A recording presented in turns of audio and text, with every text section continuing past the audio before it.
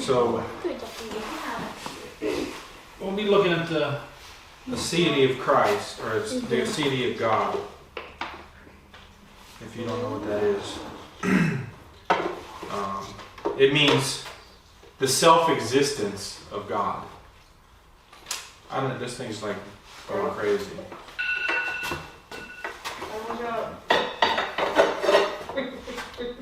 The self-existence of God. Or we can put it like this: the Aseity of God means God does not, nor ever did, need anything or anyone for his existence.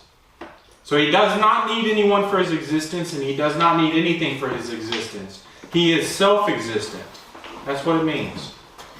He is self-existent. Nobody or nothing gives him life. It says in John 5:26, "For as the Father hath life in himself, so hath he given to the Son to have life in himself." So we see that the life, God has life within himself. He is the owner of life. This is something that's not true about us. We do not have life in ourselves. Our lives are borrowed. Our lives are derived from another, from God. He must give us life.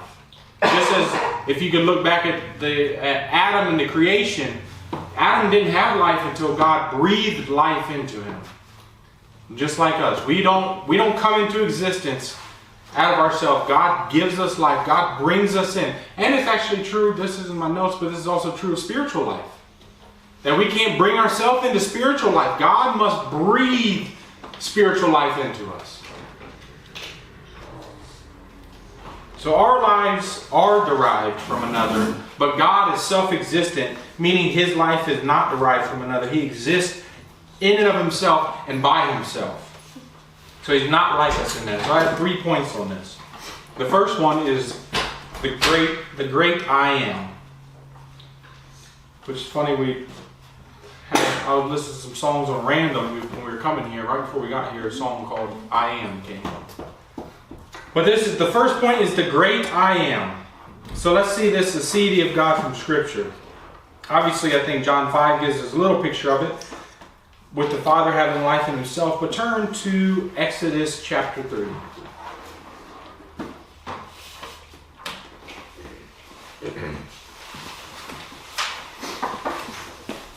Exodus 3,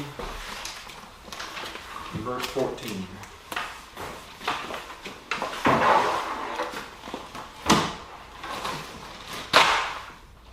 Just go ahead and turn to it. It's the second book.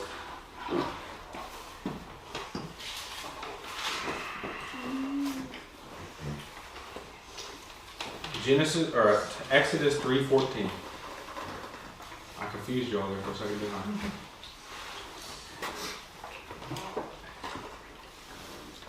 I?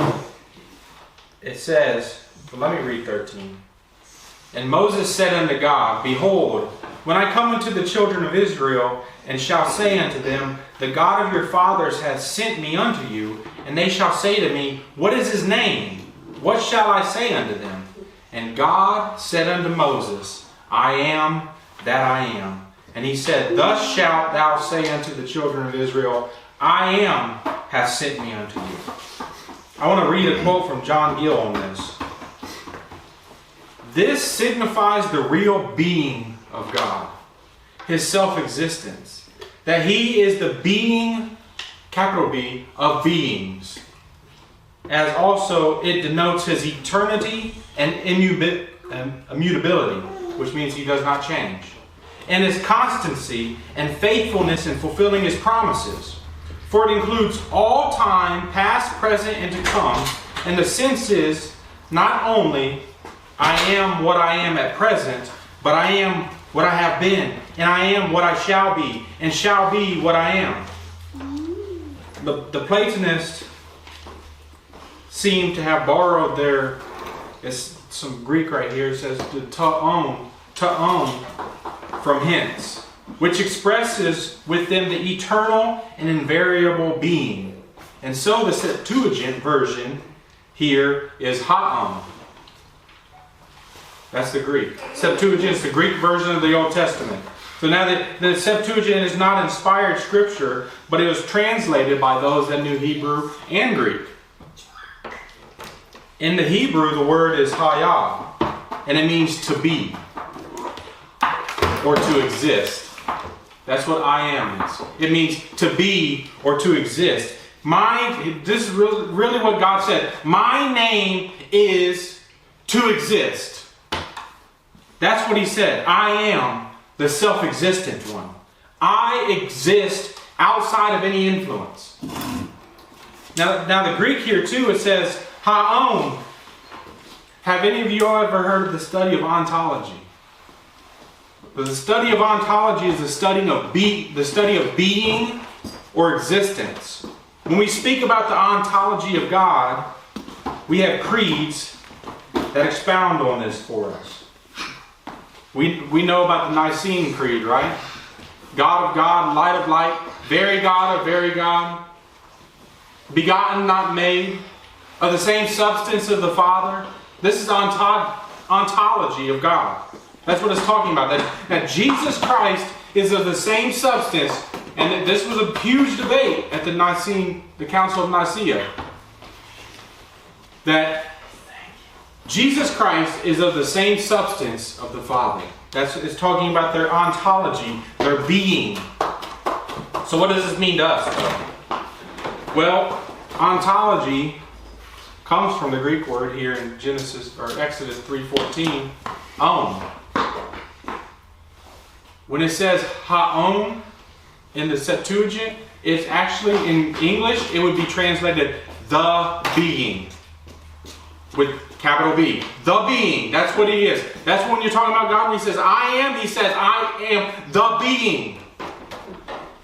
And I'd actually argue that God is the only being with a capital B. But what about us? Right? Don't we use the term human beings? Aren't we beings too? Well, actually, I think we would more argue that we're becomings, not beings. We are constantly changing. We're constantly becoming something else, right? That's what all of us here, whether you're here right now, you've changed. Every second you've changed. Cells have died, right? And new cells are being made. Your thoughts change. Your feelings change. Your emotions change. Your height, your weight. Everything about us changes. And we're headed towards a casket, right? We're all changing all the time. So we're all becoming something else. That's not God, though. You are becoming, not being in its truest sense. God is the being, the one from whom all things are derived. The never-changing, immutable God. This is what God's immutability flows from his aseity. His self-existence, he's self-existent and perfect and never changing. It has to be that way. You ever think about this? He has never had a new thought. God has never had a new thought. An omniscient being could never have a new thought. So he's immutable. He's never changed. There's never been something that popped up and he said, oh, I never thought about that before. Let me do this now. He doesn't have new feelings. God has never had a new feeling. We cannot say that. None of us here can say that. And he does not bow to the second law of thermodynamics, right? That we're all dying. That everything tends towards corruption. God does not bow to that law. He is the being. Meaning he does not change. Why doesn't he change? Because he's self-existent. And doesn't need anything. So there's no point in him. There was no reason for him ever to change because he has everything. He is everything, right? It's pretty cool too that God not only told Moses this, he not only told Moses that my name is that self-existence, my name is to be, to exist, but he also gives him a picture of it too. Look up at verse 2 of Exodus chapter 3. He not only tells him this in verse 14, but he shows him a picture of this here. In verse 2 it says, "And the angel of the Lord appeared unto him." And y'all are familiar with this. "In a flame of fire out of the midst of a bush." We know this story, right? God appeared to him in a flame of fire. It says the angel of the Lord appeared to him in a flame of fire out of the midst of the bush. "And he looked, and behold, the bush burned with fire, and the bush was not consumed."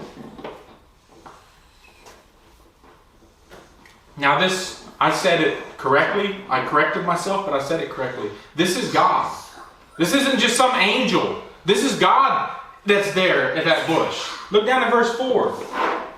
"And when the Lord saw that he turned aside to see, God called unto him out of the midst of the bush and said, Moses, Moses. And he said, Here I am." And look at verse 6. "Moreover, he said, I am the God of thy father, the God of Abraham, the God of Isaac, and the God of Jacob." And Moses hid his face because he was afraid to look upon God. God appeared to him in a burning bush, but the bush wasn't burning. There was a flame there, but the bush was not burning. God gave him a picture of what his name is, right? To exist without anything else out there. I need nothing else. I exist. The bush burned with fire, but the bush was not consumed. How is that possible? The flame was self-existent. The flame needed not the bush to burn. It needed nothing to burn. That's where God spoke to him and said, his name is to be, to exist. I am that I am. So in case you don't understand I am, the self-existent being, here's a picture of a flame in the midst of a bush, but the bush is not burning. The flame needs not the bush to burn, just as Yahweh needs not anything from anyone to exist. Let's see another picture of this. Turn up to Acts 17.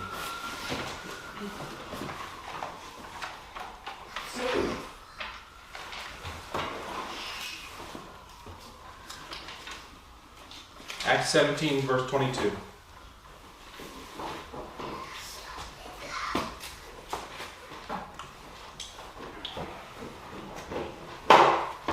It says, "Then Paul stood in the midst of Mars Hill," your translation may say Areopagus, "and said, Ye men of Athens, I perceive that in all things you are too superstitious. For as I passed by and beheld your devotions, I found an altar with this inscription, To the unknown God, whom therefore you ignorantly worship. Him declare I unto you, God that made the world and all things therein, seeing that he is the Lord of heaven and earth, dwelleth not in temples made with hand, neither is worshipped with men's hands as though he needed anything, seeing he gives to all life and breath and all things, and hath made of one all nations of men for to dwell on the face of the earth, and hath determined the times before appointed and the bounds of their habitation, that they should seek the Lord, if haply they might feel after him and find him, though he be not far from every one of us. For in him we live and move and have our being, as certain also of your own poets have said, for we are also his offspring." So this is the I am. This is the same God. This is the same God. The great I am. The self-existent God in whom we are given life and breath and we have our being. That's what the text says. Life is derived from him. He is the life giver. We should keep that in our head at all times, right? That's part of that creator-creation distinction that we should have. When Paul says in Romans 9, he says, "But who are you, O man, that replies unto God?" That's part of, this is why. Because your life came from him. Your life is derived from him. Therefore, you answer to him. This is how when God answered Job. And he said, "Where were you, Job, when the foundation of the earth was? Were you there?" Because of his aseity. He's self-existent. Our Creator is self-existent. As Christians, we serve a God who needs nothing from us. Nothing. Nothing at all. God needs nothing from us. Not even our worship. Jesus said, if you don't worship, the rocks will cry out. Creation itself declares the glory of God. He needs not you or me for that. But don't we give Him glory, right? We don't give Him like we add to His glory. It's not an addition to His glory. We just ascribe the glory that is already due to Him. So this great I Am is self-existent and needs nothing from His creation to exist. That, seriously, when you sit and dwell on that, that should blow our minds, right? That there's a being who's created all things and He's needed nothing from any of us to exist. And He's here. Right? He's here now. He's not just way far out there. We're not deists. God didn't just create the world, throw it out there and step back and sit down and just wait. He's here. And He loves us.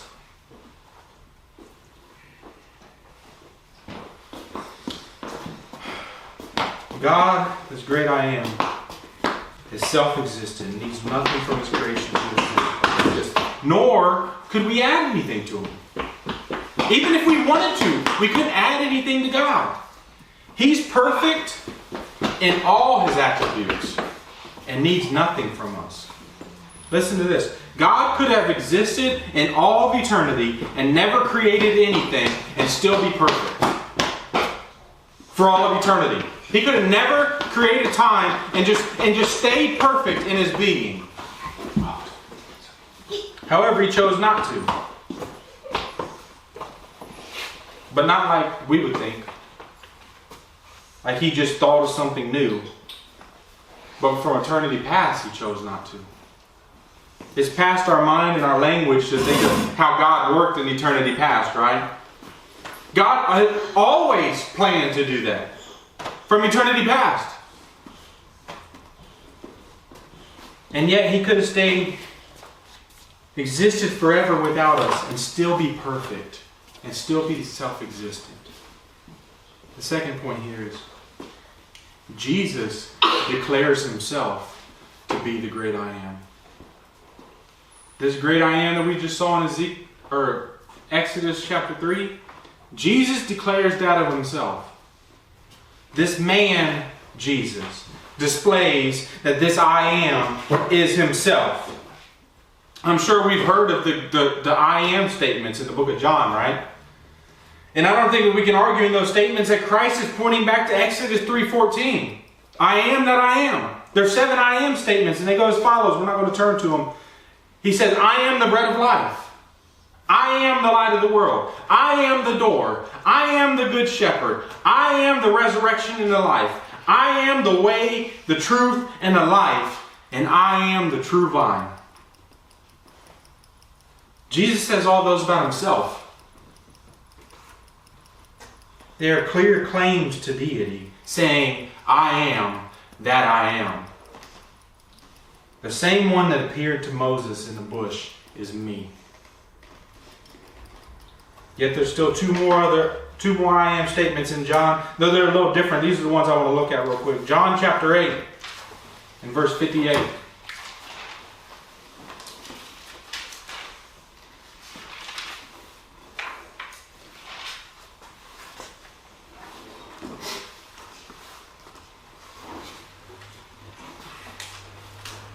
You got me a while.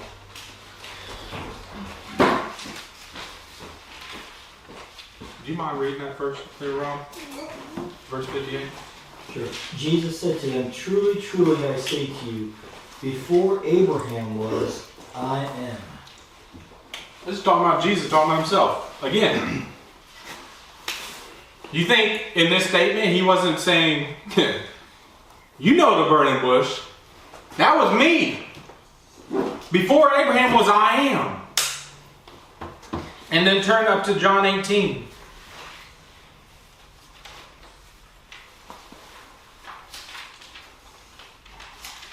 verse 1. I'll read 1 through 9 here. When Jesus had spoken these words, he went forth with his disciples over the brook Kedron, where was a garden, into the which he entered and his disciples. And Judas also, which betrayed him, knew the place, for Jesus oftentimes resorted thither with his disciples. Judas then, having received a band of men and officers from the chief priests and Pharisees, come thither with lanterns and torches and weapons. Jesus, therefore, knowing all things that should come upon him, went forth and said unto them, Whom seek ye? They answered him, Jesus of Nazareth. Jesus said unto them, I am he. And Judas also, which betrayed him, stood with them. As soon as he had said unto them, I am he, they went backwards and fell to the ground. Then asked he them again, Whom seek ye? And they said, Jesus of Nazareth. Jesus answered and said, I have told you that I am he. If therefore you seek me, let these go their way, that the sayings might be fulfilled which he spake, Of them which thou gavest me, I have lost none. Now I want you to notice something in our text here. It probably doesn't matter which translation you have, because for the most part, all of them add it. Look at verse 6. As soon then as he said unto them, I am he. You notice your word he is italicized. Meaning it's not there. Meaning it was supplied by the translators. It's not there in the Greek text. So what Jesus said there is I am. And when he said I am, they fell backwards. They fell down. Why? Because that was him again claiming that burning bush, that was me. I am self-existent. I am the being. Jesus claiming for himself the same name or title that was given to Moses in the bush, right? I am that I am. But wasn't that before Jesus? Moses in the burning bush? Nothing is before Jesus. He is the self-existent one. He is the being that took on flesh, as John tells us in chapter 1, where he says, in the beginning was the Word, and the Word was with God, and it literally says, and God was the Word, in verse 1, and in verse 14 it says, and the Word became flesh and dwelt among us. That same God was the Word.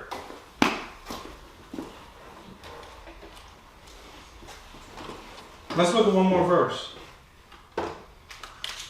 Revelation 1:8.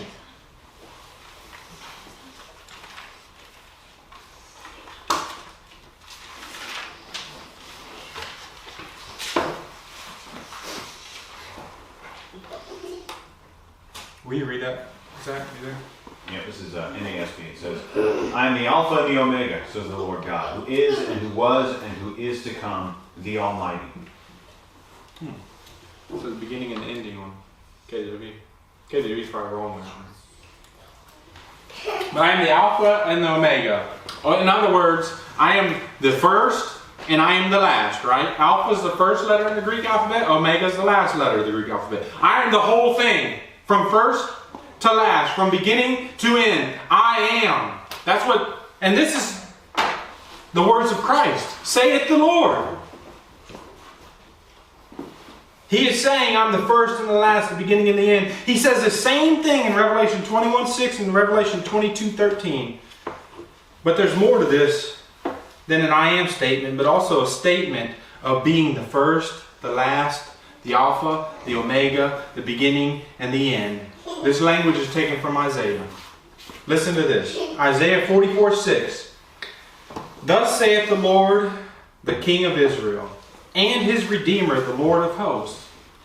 I am the first, and I am the last. Besides me, there is no God.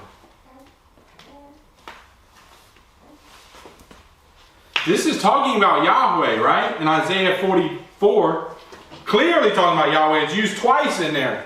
And he says, I am the first and the last. And there is no God besides me. And then Jesus says the same thing about himself in Revelation there. I am the Alpha and the Omega. I am the first and the last. He says at the end of the book of Revelation also. Christ claiming to be the I am. The first and the last is God. It's the great I am. Yet it's applied to Christ here in Revelation. Jesus is the great I am. The last point I have on this is the consuming fire. Let me draw one more thing out of this burning bush picture. Remember, the bush was burning, but was not consumed. If you saw a bush on fire, you know what's happening? It's being consumed, right? But this bush was not being consumed. Because we know that fire consumes wood. If there's fire on wood, it's going to consume it. Yet this fire didn't. Why? I think of two reasons. First, it needed not wood for existence because it was a picture of the being, the self-existent one. This is God showing up and giving Moses a picture of the self-existent one. This flame is self-existent and it does not need this bush. The second reason is God is sovereign and chose not to consume it. He could have consumed it, couldn't he? God could have consumed the bush, but he didn't. And doesn't it state in Hebrews chapter 12 and verse 29 that for our God is a consuming fire? He is a consuming fire. He could have consumed that bush, but he didn't. Nor did he want to. Because if he wanted to, guess what? He would have done it. That's another difference that we see in the Aseity of God that we don't have. We don't have this. We must consume. We can't live without consuming. Right? We must consume air, right? We must consume food. We must consume drink. God has never needed to consume anyone, but he can. He never needed to consume anyone or anything, but he can because he's a consuming fire. And this is the reason we serve him. It says in Hebrews chapter 12 in a previous verse, the verse right before, for our God is a consuming fire, says, wherefore, we receiving a kingdom which cannot be moved, let us have grace whereby we may serve God acceptably with reverence and godly fear. And then it says, for our God is a consuming fire.